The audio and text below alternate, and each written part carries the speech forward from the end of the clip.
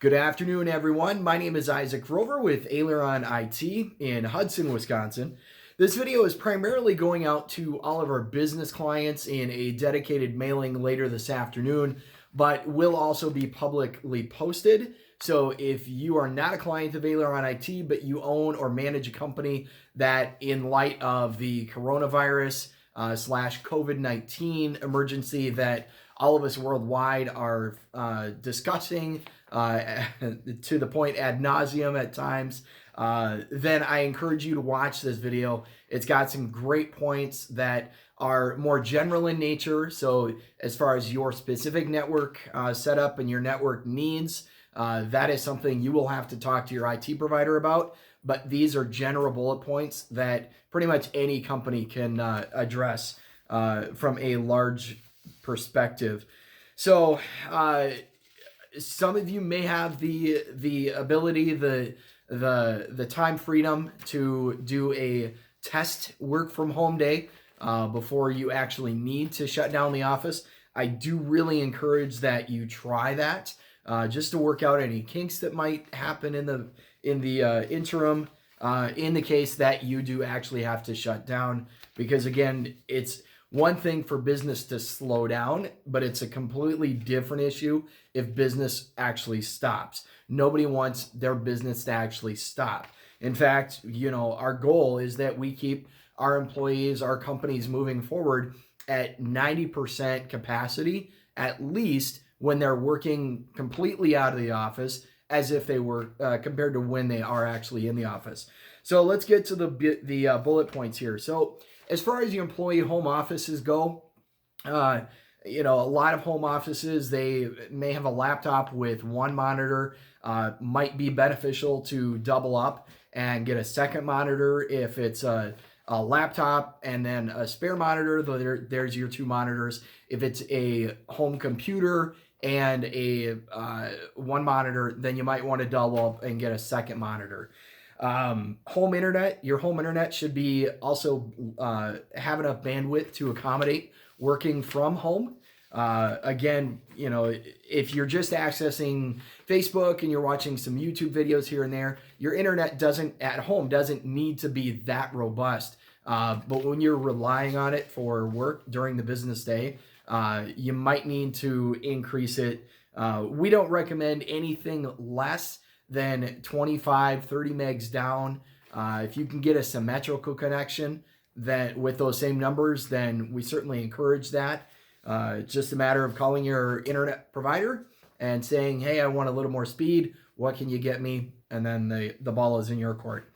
As far as getting to your office, there are a number of remotely accessing your office. There's a number of VPN applications. Your company may already use a secured VPN. Again, I specified secure because there are insecure VPN applications as well. You want to talk to your IT provider about your VPN implementation to figure out if it is in fact secure or if it's just more convenient.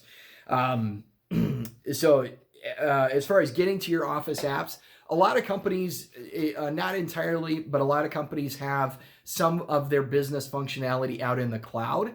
Obviously, if you're working from home, you should be able to get to those cloud-based applications as well. When you're talking about applications that are housed entirely at your office, so they're server-based applications, you want to make sure, again, that you have a secure VPN and that the office internet connection is robust enough and has enough bandwidth to support that, all of your added home workers now.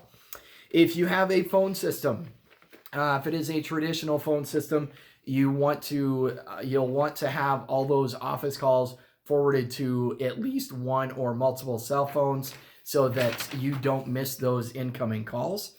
If you have a voice over IP system, which most of our clients do at this point, then it's simply a matter of forwarding those individual extensions to cell phones. Or a lot of times, even in the case of our voice over IP provider, we have a mobile app on our phone that is provided by that voice over IP provider that allows us to take calls directly on our mobile phones as if we were sitting physically in the office. So you want to look into that. team messaging apps, things like Skype or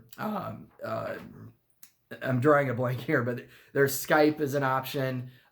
Slack is another one. There's different collaboration applications that you can use with your workforce to encourage basically inter-office communication, even though none of you are physically in the same office. And that will allow your communication, your workflows to keep moving forward as far as if you have different employees working on the same client project or working with the same client.